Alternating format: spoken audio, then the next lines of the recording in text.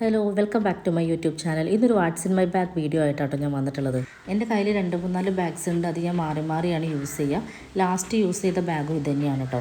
ഇത് ഞാൻ ഷോപ്പിൽ നിന്ന് വാങ്ങിച്ചിട്ടുള്ള ബാഗാണ്. 500 ബിലോ റേറ്റ് മാത്രമേ ഇതിന് വരുന്നുള്ളൂ. അത്യാവശ്യം വേണ്ട സാധനങ്ങളൊക്കെ നമുക്കിതിൽ കൊള്ളൂ കേട്ടോ. ഇനി എന്തൊക്കെയാണ് എൻ്റെ ബാഗിനകത്തുള്ളത് ഞാൻ കാണിച്ചു തരാം. ഞാൻ എവിടെ പോവുകയാണെങ്കിലും കൊണ്ടുപോകാറുള്ള ഒരു വാട്ടർ ബോട്ടിലാണ് കേട്ടോ ഇത്. വെള്ളം കുടിക്കാൻ എനിക്ക് ഭയങ്കര മടിയായിരുന്നു. അതുകൊണ്ട് തന്നെ ഈ ഒരു വാട്ടർ ബോട്ടിൽ എനിക്ക് ഭയങ്കരമായിട്ട് ഹെൽപ്ഫുള്ളായിരുന്നു.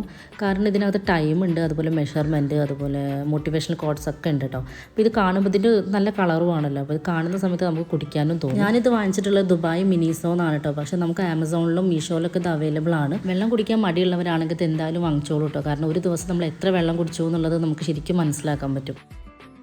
അടുത്തത് എൻ്റെ ഫോണാണ്. ഇതെൻ്റെ പഴയ ഫോണാണ് കേട്ടോ. ഞാൻ ഇതിനകത്താണ് പാട്ടൊക്കെ കേൾക്കുക, അതുപോലെ യൂട്യൂബൊക്കെ യൂസ് ചെയ്യുന്ന ഈ ഫോണിനകത്താണ്.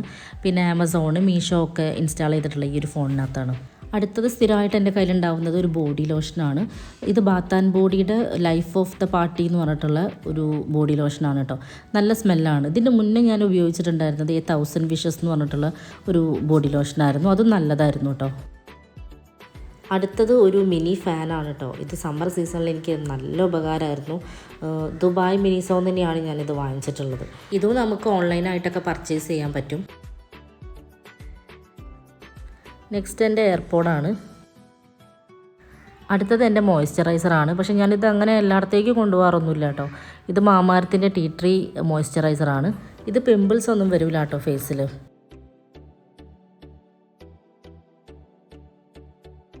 അടുത്തത് എൻ്റെ മിററാണ്. ഇത് ഞാൻ എല്ലായിടത്തേക്കും കൊണ്ടുപോകാറുണ്ട് കേട്ടോ. ഇത് ഞാൻ എവിടെ നിന്നാണ് വാങ്ങിച്ചതെന്ന് എനിക്ക് ഓർമ്മയില്ല, പക്ഷേ നാട്ടിലൊക്കെ ഇത് അവൈലബിൾ ആണ്. ഇതും നല്ല ട്രാവൽ ഫ്രണ്ട്ലി ആയിട്ടുള്ള ഒരു പ്രൊഡക്റ്റാണ് കേട്ടോ. കാരണം ഇത് കവർ ചെയ്ത് നിൽക്കുന്നതുകൊണ്ട് തന്നെ ഇത് പൊട്ടിപ്പോകുന്നില്ല. അടുത്തത് ബാം അല്ലെങ്കിൽ അമൃതാഞ്ജനൊക്കെയാണ് കേട്ടോ. ഇത് ഞാൻ എവിടെ പോയാലും ഞാൻ മിസ്സാക്കാറില്ല. കാരണം എനിക്ക് പെട്ടെന്ന് തലവേദന വരും. അതുകൊണ്ട് ഞാനിത് എന്തായാലും എടുക്കും കേട്ടോ. നെക്സ്റ്റ് ഒരു പുട്ടിൻ്റെ പാക്കറ്റാണ്. ഇതും ഞാൻ ഇടയ്ക്ക് ബാഗിൽ വെക്കാറുണ്ട്, എപ്പോഴെങ്കിലും യൂസ്ഫുൾ ആവുകയാണെന്നുണ്ടെങ്കിൽ ഇടാൻ വേണ്ടിയിട്ട്.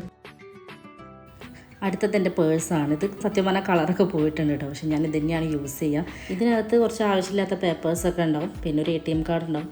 പിന്നെ ഞാൻ എയർപോർട്ടിൽ എനിക്ക് ചിലപ്പോൾ യൂസ് ചെയ്യണം കരുതിയിട്ട് ഒരു 50 ദിർഹം ഞാൻ കയ്യിൽ എപ്പോഴും വെക്കും കേട്ടോ.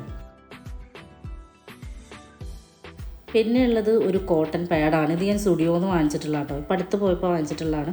അതിൻ്റെ വ്ളോഗ് ഞാൻ ഇട്ടിട്ടുണ്ട് കേട്ടോ. കാണാത്തവരുണ്ടെങ്കിൽ കണ്ടു നോക്കുക. അടുത്തത് ഒരു ലിപ്സ്റ്റിക്കും ഒരു ലിപ്പ് ലൈനറുമാണ്. ഇതും എൻ്റെ കയ്യിൽ സ്ഥിരമായിട്ട് എൻ്റെ ബാഗിലുണ്ടാവും കേട്ടോ.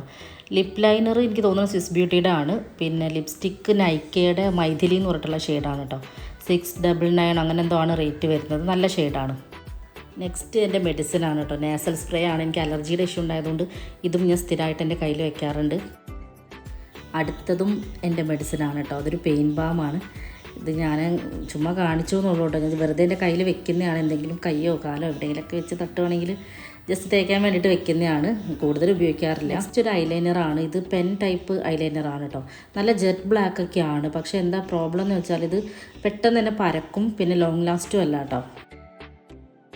നെക്സ്റ്റ് ഒരു ഹെയർ ക്രാബാണ് കേട്ടോ. അത് സ്ഥിരമായിട്ട് ബാഗിൽ ഉണ്ടാവുന്നത് തന്നെയാണ്. ഇത് ഞാനൊരു 5-6 എണ്ണം ഒരുമിച്ച് വാങ്ങിച്ചിട്ടുണ്ടായിരുന്ന കേട്ടോ. പക്ഷേ ആകെ ഇപ്പോൾ ജീവനോടെ ഉള്ളത് ഈ ഒരൊറ്റ ക്രാബ് മാത്രമേ ഉള്ളൂ.